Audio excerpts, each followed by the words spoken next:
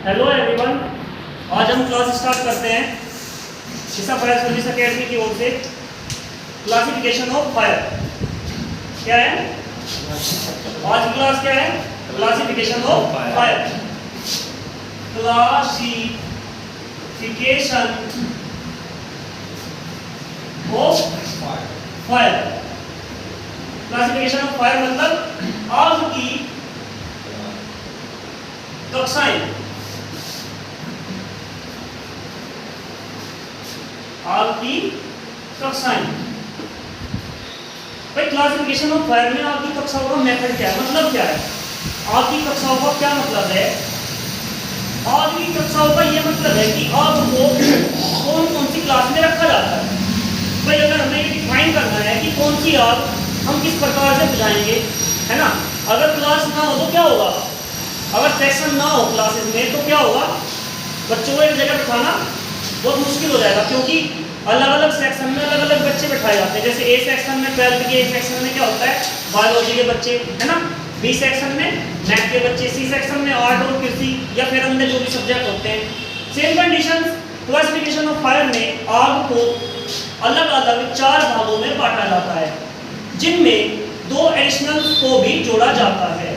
लिखित रूप में आग को 4 भागों में बांटा जाता है और मौखिक रूप में आग को 6 भागों में तोड़ा जाता है। ठीक है, सबसे पहले क्या क्लास आती है?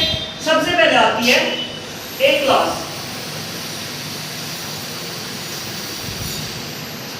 कौन सी क्लास? ए क्लास। भाई ए क्लास में क्या आते हैं? देखो, पदार्थ, इसमें आते हैं पदार्थ। क्या आते हैं क्लास में? पदार्थ। अब भाई पदार्थ क्या होता है? मैंने कल भी बताया था, कल की क्लास में पदार्थ क्या होते हैं। हाँ बताओ, पदार्थ क्या होते हैं?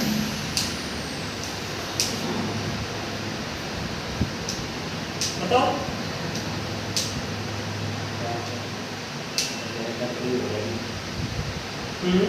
लकड़ी, कपड़ा, कागज, प्लास्टिक। भाई कल की क्लास में हमने बताया, देखो ध्यान दिया करो क्लास में, ठीक है? कल की क्लास में हमने बताया था पदार्थ क्या होते हैं।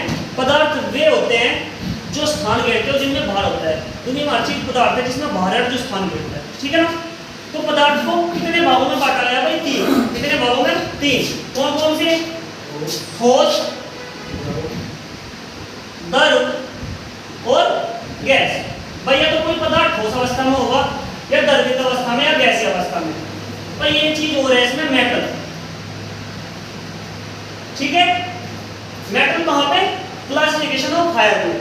इसी के आधार पे इनको भाग में बांटा जाता है 4 में। कितने में? 4 में। ए, बी, सी और डी। ठीक है, इसी के आधार पे हम लिखेंगे। सबसे पहले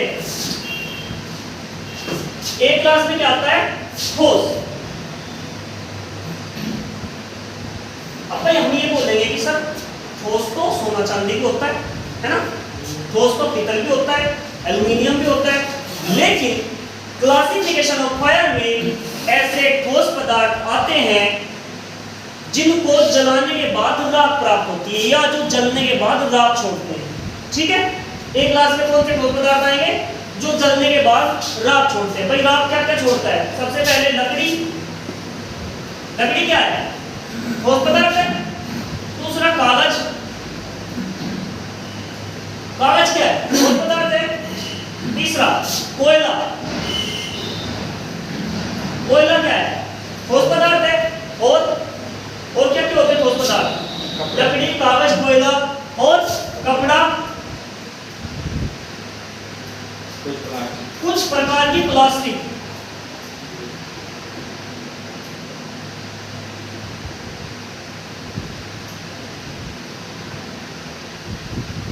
क्या होती है? कुछ प्रकार की प्लास्टिक। भाई कुछ प्रकार की प्लास्टिक भी किसमें आती है? ए क्लास में। कुछ ऐसी प्लास्टिक होती है जो जलने के बाद राख छोड़ देती है। ठीक है, ये हो गई ए क्लास। ठीक है, अब हम लिखते हैं बी क्लास। ठोस हो गई। अब सेकंड नंबर में क्या आता है? B class. सेकंड नंबर में क्या आएगा? अभी बताया था, दल। क्या आएगा? दल। ठोस में ऐसे ठोस ज्वलनशील पदार्थ आते हैं जो जलने के बाद राख छोड़ते हैं।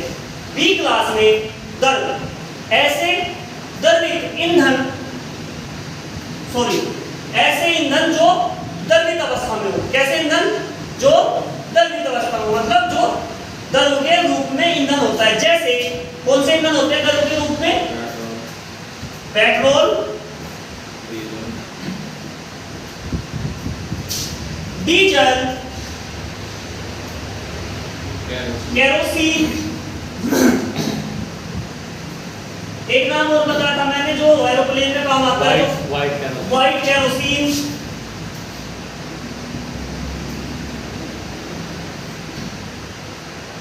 और बताया था एक चीज और बताई थी, दो बल्कि मिट्टी का तेल, केरोसिन को तो बोलते हैं, और स्प्रीट। क्या थी? स्प्रीट। ये सभी क्या है? लिक्विड फॉर्म में ज्वलनशील पदार्थ है। ठीक है, बी क्लास में आते हैं ये। अब आती है सी क्लास। कौन सी क्लास? पदार्थों के आधार पर सी क्लास में क्या आएगा? ठोस, द्रव और गैस। क्या आएगा? गैस।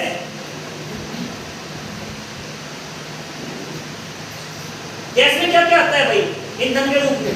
सबसे पहले जो हम घरों में यूज करते हैं क्या होता है? एलपीजी। क्या होता है? फिर सीएनजी वाहनों में यूज की जाती है। फिर पीएनजी। ठीक है, ये होती है एलपीजी, सीएनजी और पीएनजी। और भी बहुत सारी ऐसी ज्वलनशील गैसें हैं। ठीक है ना, छोड़ो। अब इनकी फुल फॉर्म क्या होती है भाई?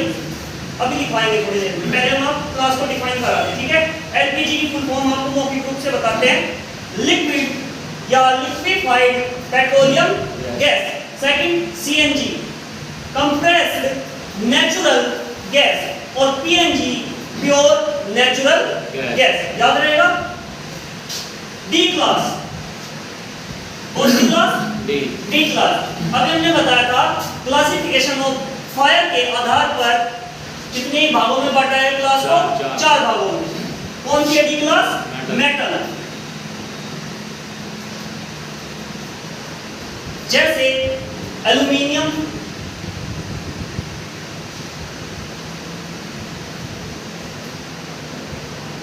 तांबा, या फिर सोना, पीतल और आदि। ठीक है, डी क्लास में एल्युमिनियम, तांबा, सोना, पीतल आदि। ठीक है, अब आती है 2 और क्लास जिनका जिक्र हमने अभी करा था। ठीक है, ये कौन कौन सी है? ये तो हो गई 4 क्लासेस भाई।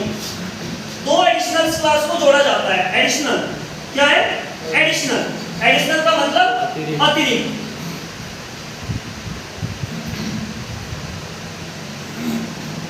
ई क्लास और एफ क्लास। एफ क्लास का एक नाम और है। एफ क्लास का नाम कौन सी क्लास? के क्लास। ई क्लास मतलब इलेक्ट्रिक।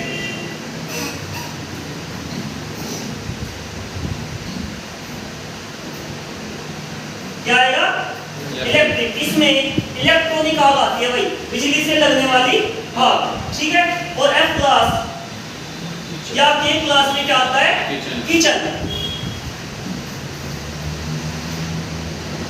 ठीक है, अब इनको एडिशनल्स में क्यों रखा गया है भाई? ध्यान दो थोड़ी सी बात पे कि भाई इलेक्ट्रिक आग है ना। इलेक्ट्रिक आग में क्या आता है भाई? आपके पंखे है ना, आपकी सारी वायरिंग या उससे जुड़ा हुआ कोई भी सामान। अगर आप लाइट ऑफ कर दो तो जो पंखे में लगने वाली आग है, पंखा किसका बना है? मेटल का। और उसके अंदर जो तारे हैं किसके हैं? मेटल के। उसके ऊपर जो लेयर है वो किसकी है? प्लास्टिक की। प्लास्टिक किस में आती है? ए क्लास में। इसलिए इसको एडिशनल या अतिरिक्त क्लास में रखा जाता है। ठीक है, ये तो थी आपकी इलेक्ट्रिक आग। इसको बंद करने के बाद, किसको? इलेक्ट्रिक को कट करने के बाद आप उसको किसी भी प्रकार से बुझा सकते हो। ठीक है, अब आती है किचन फायर। भाई किचन में किसी भी प्रकार की आग लग सकती है, जैसे एलपीजी के सिलेंडर में आग लग जाए, या फिर किचन में रखे हुए किसी भी सामान में आग लग जाए तो इसलिए इसे एडिशनल्स में रखा जाता है। इसी को ही क्लासिफिकेशन ऑफ फायर बोला जाता है। ठीक है।